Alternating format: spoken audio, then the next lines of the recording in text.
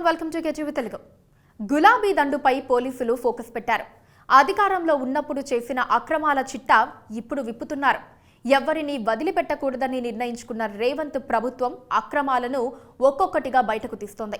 కొన్ని వర్గాల్లో వస్తున్న ఫిర్యాదులను కూడా సీరియస్ గానే తీసుకుంటోంది.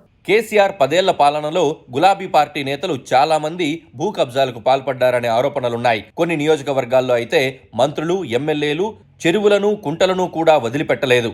ఏదో రూపంలో అధికారులను మేనేజ్ చేసుకుని బినామీల పేర్లతో రాయించేసుకున్నారు. ముత్తిరెడ్డి యాదగిరిరెడ్డిపై ఆయన కూతురు స్వయంగా ఫిర్యాదు చేయడం అప్పట్లో సంచలనమైంది. తన తండ్రి ఒక చెరువును చెరపట్టి సొంతం చేసుకున్నారని ఆమె ఫిర్యాదు చేశారు. అప్పట్లో అదో సంచలనమైంది. దానికి సంబంధించిన విచారణ ఇప్పుడు వేగవంతమయ్యే అవకాశం ఉంది. ప్రైవేటు భూములను కబ్జాలు చేసిన మంత్రులు, ఎమ్మెల్యేలు, నేతలు ఇంకా చాలా మంది ఉన్నారు. అలాంటి వాళ్లపై ఇప్పుడు పోలీసులు కేసులు బుక్ చేస్తున్నారు.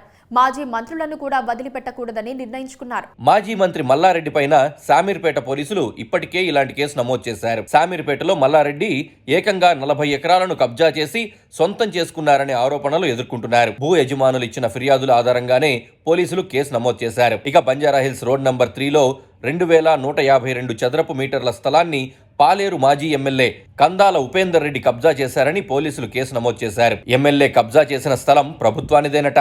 షేక్పేట ఎంఆర్ఓ ఇచ్చిన ఫిర్యాదు ఆధారంగానే ఉపేందర్ రెడ్డిపై పోలీసులు కేసు నమోదు చేశారు. ఖైరతాబాద్ ఎమ్మెల్యే దానం నాగేందర్ పై కూడా ఫిర్యాదులందాయి. నాగేందర్ తమ భూములను కబ్జా చేశారంటూ బేగంపేట బస్తీ వాసులు ఆరోపించారు. దీనిపై మంగళవారం ప్రజావాణిలో ముఖ్యమంత్రికే ఫిర్యాదు చేశారు. ప్రకాష్ నగర్ నుంచి ఫ్లెక్సీలు, ప్లకార్డులు ప్రదర్శిస్తూ ర్యాలీగా ప్రజాభవన్ కు చేరుకున్నారు.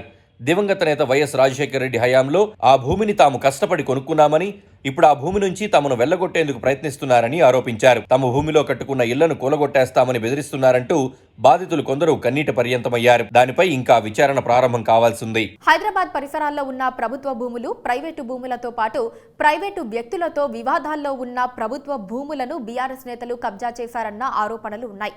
దీనికి బినామీ లావాదేవీలను సైతం నిర్వహించారు. 10 ఏళ్లు అధికారంలో ఉన్నప్పుడు ఏమీ చేయలేక మౌనంగా ఉండిపోయిన బాధితులు ఇప్పుడు వాటన్నిటినీ రేవంత్ రెడ్డి ప్రభుత్వం దృష్టికి తీసుకొస్తున్నారు. ఈ క్రమంలో ఎంత త్వరగా విచారణ జరుపుతారో చూడాలి.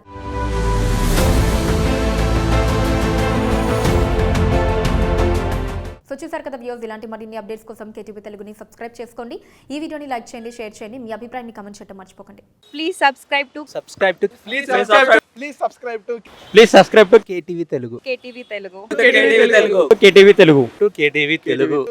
Telugu channel.